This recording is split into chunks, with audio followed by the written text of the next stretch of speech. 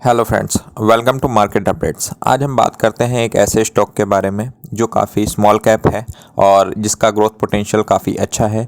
हम बात कर रहे हैं नंदन डेनिम लिमिटेड के बारे में, जो Indian largest manufacturing denim company है, जो दुनिया के काफ़ी सारे कंट्रीज़ में फैली हुई है। ओवरऑल 27 प्लस कंट्रीज़ में अपना कामकाज करती है और काफ़ी ज़्यादा चीज़ों को ये आइडेंटिफाई करती है। अगर मैं इसके बारे में बात करूँ तो ये 1994 में इनकॉर्पोरेटेड हुई थी और ये डेनिम शर्टिंग मटेरियल वगैरह, यान वगैरह, इन सब चीज़ों के फैब्रिक पे काम करती है ये। अगर मैं इसका बिजनेस सेगमेंट की बात करूँ तो इसका processing, housing, filament business, education वगैरह ये सारी चीज़ें इसके बारे में दी हुई हैं। ये डेनिम वगैरह, शर्टिंग वगैरह, यान वगैरह के ऊपर काम करती है।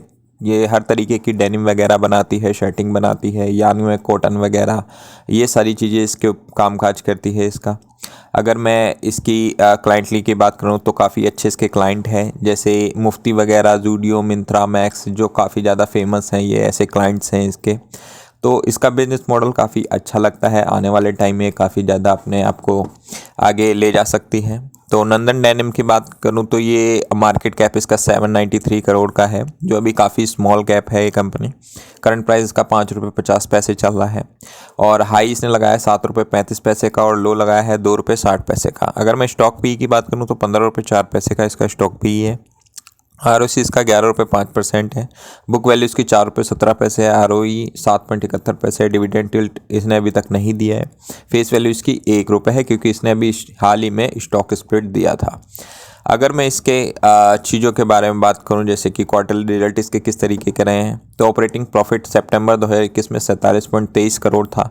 धीरे धीरे बढ़ता गया और ये कोविड के टाइम पर इसका बिल्कुल कम हो गया था, लेकिन अब सितंबर 2024 में 32.55 करोड़ का है, जो जून 2024 में 32.24 करोड़ का था। जो इसने काफ़ी कुछ इसने डेवलप किया है अपने आप को, थोड़ा बहुत इसका इंक्रीज़ हुआ है प्रॉफिट बिफोर टैक्स की बात करूं तो वही सेम 10-11 करोड़ का इसका प्रॉफिट इंक्रीज़ हुआ है। नेट प्रॉफिट भी सेम इसी तरीके का है, थोड़ा 7.49 करोड़ इसका नेट प्रॉफिट था पहले, और जो कि अब बढ़कर 8.78 करोड़ का हो गया है। अगर मैं प्रॉफिट लॉस की बात करूं तो प्रॉफिट इसका पहले मार्च 2024 में 118 करोड़ था, मार्च 2023 में इसका 84 करोड़ था। तो इसने काफ़ी कुछ अपने आप को इंक्रीज़ किया है। प्रॉफिट बिफोर टैक्स की बात करूं तो 65 करोड़ और 5 करोड़। मार्च 2023 में 5 करोड़ था इसका नेट बिफोर टैक्स, और अगर मैं मार्च 2024 में बात करूँ 65 करोड़। तो इसने काफ़ी अच्छा ग्रोथ किया है अपने आप को। नेट प्रॉफिट भी सेम इसी तरीके का कुछ है। अगर मैं कंपाउंडेड प्रॉफिट ग्रोथ की बात करूँ तो 10 साल में इसने 1% का रिटर्न दिया है, जो बहुत ही बेकार है आई थिंक। जो 5 ईयर में इसने 15% का रिटर्न दिया है, जो काफ़ी इसका प्रॉफिट ग्रोथ ठीक है। 3 साल में इसने 168% के प्रॉफिट ग्रोथ से कंपाउंडेड हुई है, तो 168% काफ़ी अच्छा नंबर होता है। अगर मैं CAGR की बात करूँ, 10 साल में इसने 13% के CAGR से रिटर्न दिया है और 5 साल में इसने 43% के हिसाब से CAGR के हिसाब से रिटर्न दिया है, जो काफ़ी बेटर माना जाता है। 3 साल में इसने 11% और पिछले 1 साल में इसने कम से कम पैसा डबल किया है इसने। अगर मैं इसके बैलेंस शीट की बात करूँ तो लाइबिलिटीज़ इसकी टोटल हमारी मार्च 2024 में 1182 करोड़ थी, जो सितंबर 2024 में 1307 करोड़ है, जो कि बढ़ गई है इसकी लाइबिलिटीज़। अगर मैं इसके एसेट्स की बात करूं तो एसेट्स और लाइबिलिटीज़ दोनों इक्वली हैं, तो इसका कुछ ज़्यादा फ़र्क नहीं पड़ेगा कि लाइबिलिटीज़ कितनी हैं या फिर एसेट्स कितने हैं, तो इसका कुछ ज़्यादा फ़र्क पड़ने वाला नहीं है।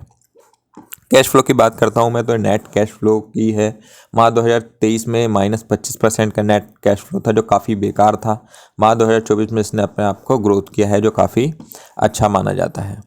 तो अगर मैं शेयर होल्डिंग पैटर्न की बात करूं तो प्रमोटर्स इसके दिसंबर 2021 में 65% के आसपास थे। सितंबर 2024 में 51% के हो गए हैं।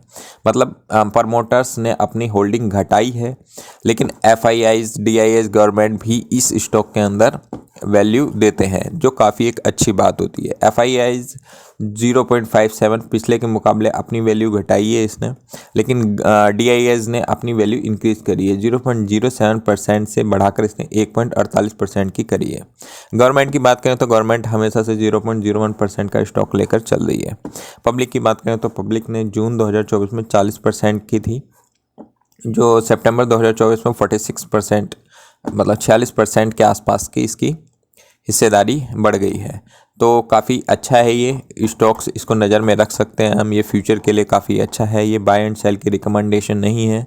अगर मैं इसके चार्ट पैटर्न की बात करता हूँ तो चार्ट पैटर्न में ये हमेशा 7 रुपये के आसपास 25 सितंबर को था 7 रुपये 21 पैसे, जो कि अब 5 रुपये 50 पैसे के आसपास चल रहा है 13 दिसंबर 2024 को। तो आई थिंक ये आने वाले टाइम में काफ़ी अच्छा ब्रेकआउट दे सकता है। और अगर इसने ब्रेकआउट दिया एक बार 7 रुपये के ऊपर तो ये 10 से 12 रुपये तक हम इस स्टॉक को देख सकते हैं। तो इसे हम नज़र में रख सकते हैं और आने वाले टाइम में ये हमें अच्छा स्टॉक लगता है। आने वाले टाइम में ये बहुत अच्छा रिटर्न दे सकता है। जिसका क्राइटेरिया 5 से 10 साल का हो वो इस स्टॉक को ध्यान में लेकर रख सकता है।